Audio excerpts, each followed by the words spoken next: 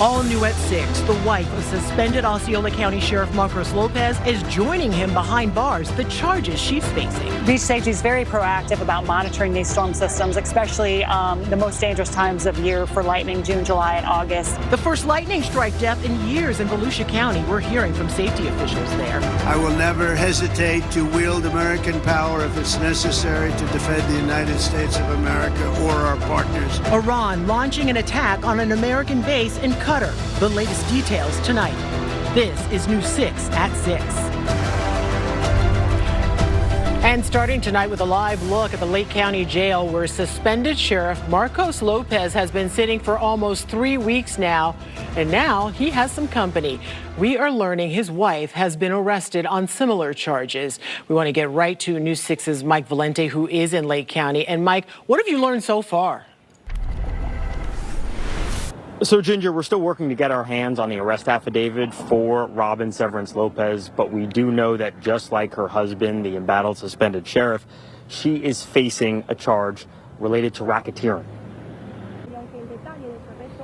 So just as a primer, 3 of Lopez's co-defendants were arrested this month, but you'll remember they've since bonded out on those racketeering charges. One co-defendant, Ying Zhang, has yet to be apprehended, and Marcos Lopez, who appears to be at the center of this, he remains on jail on a bond of $1 million. That's $500,000 for each racketeering charge.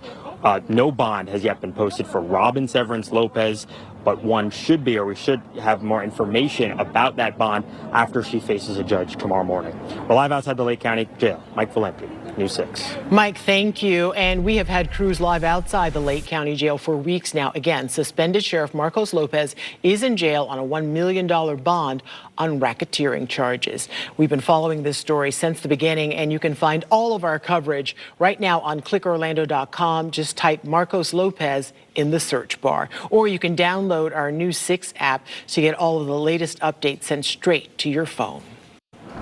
Taking a live look now at the roads. This is a live look at I-75 near Sumter County, and you can see some slick roads and rain in the distance out there, so be careful if you're heading out. Meteorologist Jonathan Kegas joins us now with a look at what's happening elsewhere. Jonathan. Yeah, and there's not much, Ginger, and this is going to be the case over the next 48 hours, give or take, before we start to ramp up rain chances again, but we are nice and bone dry from Daytona Beach into Deltona, Sanford. Our lone little thunderstorm is hanging out in Sumter County. That's a little too close for you. We'll zoom back out into parts of Sumter County. Just closing in on the Nobleton side of things, just to the west of Bushnell. All of this is pushing back to the west for us this evening. Again, this is heading to the Gulf Coast. So the rest of us are going to be dry, and once this downpour exits the 75 corridor and exits through Nobleton in the next few minutes, we're going to be done. Just keep in mind, we do have some lightning strikes, a couple of strikes there in that cell alone. So again, just be mindful of that as we go through the rest of the evening. Drier air pushing in from the Atlantic. You see all this orange color on the water vapor imagery. That's working its way toward the Florida Peninsula. That's going to keep us, relatively speaking, on the drier side. Rain chances pretty low tomorrow before we do see a return and ramp up of those rain chances for the middle and latter stages of this work week. We're going to pinpoint that under 7-day forecast coming up at about 6:17.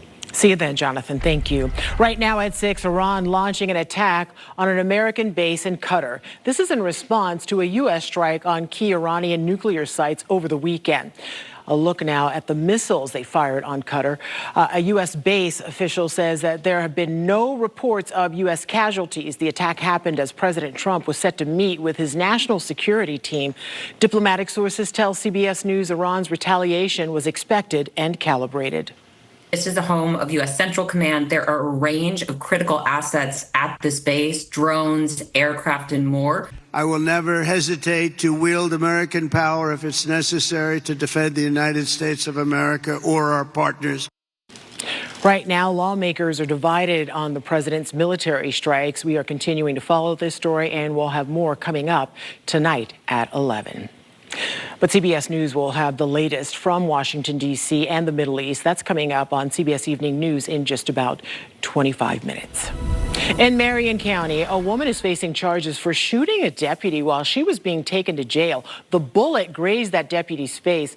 Rihanna Harden was arrested after a traffic stop for giving a fake ID, driving without a license, and drug charges. Now, on the way to the jail, she pulled a small gun out of her pants and opened fire.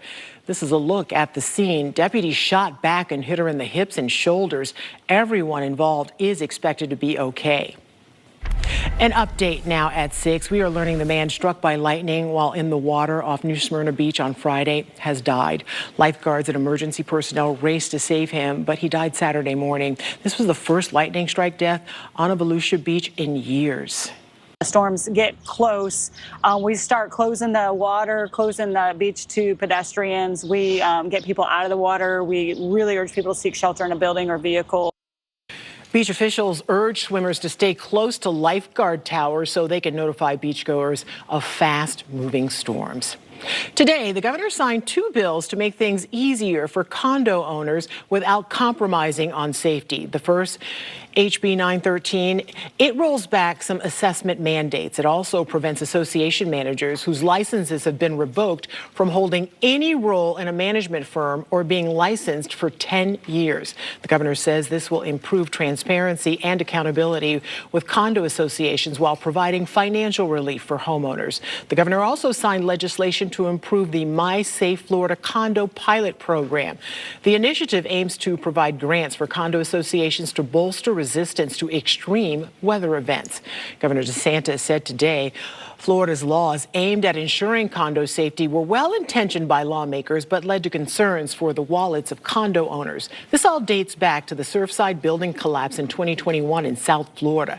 Nearly 100 people died, and the disaster raised serious questions about building safety standards. But the new rules passed in the years since saw fees for some condo owners skyrocket, leading to significant issues for many, especially for those living on a fixed income. Both new laws take effect July 1st, 1 week from tomorrow. What we need to do is just slow it and manage the growth that we have, let our infrastructure have time to catch up. Lake County is growing fast, and a lot of people just want it to stop. Tomorrow, one town is set to vote on a year-long pause on new development. Our Lake County community correspondent, Emily McLeod, sat down with the mayor and tells us why he still feels strongly about approving the moratorium. 4 Democrats and 1 Republican are fighting to represent part of Orange County in the Florida Senate in a special election tomorrow. The Democrats include siblings LaVon Bracey Davis and her brother Randolph Bracey III, Alan Grayson and Coretta Anthony Smith. They are all going against Republican Willie Montague. This is the race to fill the seat left empty by the late Geraldine Thompson. Coming up, an iPhone alert saving a driver's life in Marion County, how the notification was able to get first responders to the scene as fast as possible. Lewis. Beware of your bank reaching out to you. Crooks are impersonating bank employees and ripping off innocent victims. I'm investigator Lewis Bold, and I'll tell you how to protect yourself coming up. And before we head to break, a live look now at Camping World Stadium in downtown Orlando, where another FIFA World Club Cup match will be played tomorrow. Sports director Jamie Say has more on the tournament so far. That's coming up in sports. We'll be right back. This portion of the news is sponsored by Advent Health, helping the communities we serve to feel whole. I have a challenge for you. Turn on News 6 weather every day, and I bet you'll learn something that'll make your life better.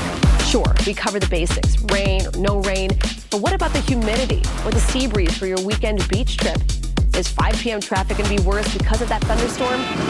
We want to help you every single day. That's why we do it. So see for yourself. There's only one weather team to watch in Central Florida. There's only one News 6. Stay connected. Follow News 6 on Instagram, Facebook, YouTube, and TikTok. Comment on your favorite videos and let us know what you want to see more of. Sponsored by T-Mobile. Beware of your bank reaching out to you. Crooks are impersonating bank employees and ripping off innocent victims. Investigator Lewis Bolden has this week's schemes and rip-offs alert with a woman who says it happened to her. An iPhone alert saving a life in Marion County. So take a look at this. Early this morning around 5:30, firefighters say a pickup truck crashed through a fence and overturned. The driver was impaled when the fence tore through his truck. Thanks to an iPhone alert, firefighters were able to get to the scene and get to the patient and get him to the hospital in less than half an hour. The Florida Highway Patrol is investigating what caused this crash. But thank goodness for that technology. Like if you fall or something terrible like that happens to you, your iPhone will alert someone immediately. So thank goodness he had that. And I'm sure things would have been much different had not been that. Yeah, for sure. All right, meteorologist Jonathan Kegas joins us now. We've had a relatively quiet afternoon. I don't want to jinx it. No, you're not going to. I think we're done for the rest of the day. Those that got storms, few and far between as expected, and we will continue to see that trend tomorrow as well. We'll talk about why that is in just 1 second. Gorgeous shot here to start things off. Port Canaveral in Brevard County with our launch credit union camera this evening. Just a few clouds out at sea, lots of sunshine, the breeze coming in at about 10 to 15 miles an hour tonight. Radar is very quiet. That lone cell we were tracking for you guys in Nobleton, it's pretty much right over us now. It has collapsed even further. We just have a few stray showers. That's going to continue to leave us alone, and then everybody else is going to be on the drier side. We have one teeny tiny storm right around Denellen as well. That's pushing to our west. Watch out for that lightning strike right there. All of this is being forced over to the Gulf Coast this evening. And again, the rest of the evening, it's going to be on the drier side. There's 7 to 8 o'clock tonight. Again, everything pushing to the west.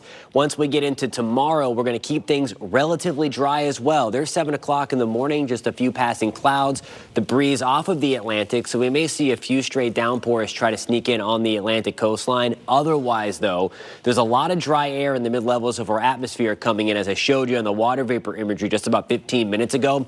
Maybe able to generate a couple of thunderstorms again into the afternoon. Otherwise, though, most of us are going to be dry. Rain and storm chances only at about 20% tomorrow. There's 8 o'clock for us on your Tuesday evening.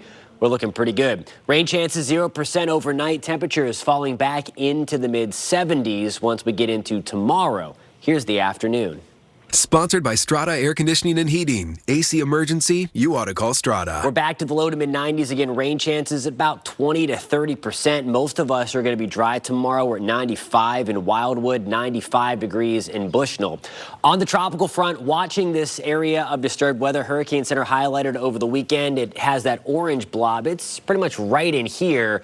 And likely the window is closed for development. It did have a high chance for development early this afternoon. It's now back down to a 60% shot. Regardless of if it does, it's not coming here, but it's in kind of a weird area. So this is not going to be the start of like a flurry of activity or anything like that.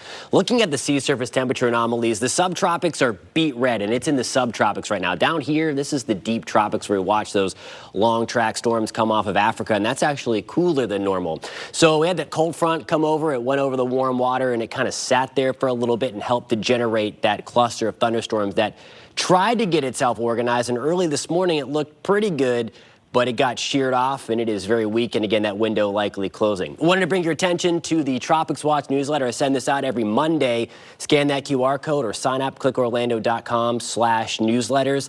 I'm about to send the next one. It's coming out in the next hour or so. We're going to talk much more on that thing and why this is not going to be the start of an active stretch in the Atlantic. The deep tropics are still sleeping and in hibernation. Well, next 7 days looking pretty hot. Low to mid-90s, rain chances low on Tuesday. Weak disturbance slides through Wednesday and Thursday. That's going to bring our rain chances back up and then more typical pattern into the weekend, guys. Yeah, if the tropics play a Rip Van Winkle, I would be fine with that. Love it. Let's keep it going. Sleep all through. All right, thank you, Jonathan. Sports director Jamie Say is here now. The NBA season just ended last night, but hey, we're already talking about next year. Yeah, and you know, Magic fans should be counting down to next season's opener because for the first time in years, odds makers are putting the Orlando Magic among the favorites to win it all next year. That's next. Download the free News 6 weather app now and have our weather team with you whenever you need us. Sponsored by Renewal by Anderson. Next ET, Bahamas Week kicks off with our Mission Impossible Final Reckoning buddy, Greg Tarzan Davis. And I dream of you every Next ET. Tonight at 7 on News 6. Welcome back to News 6. The latest NBA season is now history, so it's time to focus on next season, right? Odds makers are saying look out for the Orlando Magic. They're one of the favorites to win the NBA championship next June. The Magic haven't been given those kinds of odds since the days of Dwight Howard. And speaking of top performers, tomorrow on News 6, we're spending time with Tiny Kazel of the Villages, an 87-year-old track and field giant. You won't want to miss it tomorrow. I can't wait to see that story. know. All right, thank you, Jamie. And we can't see you again tonight at 11. Bye.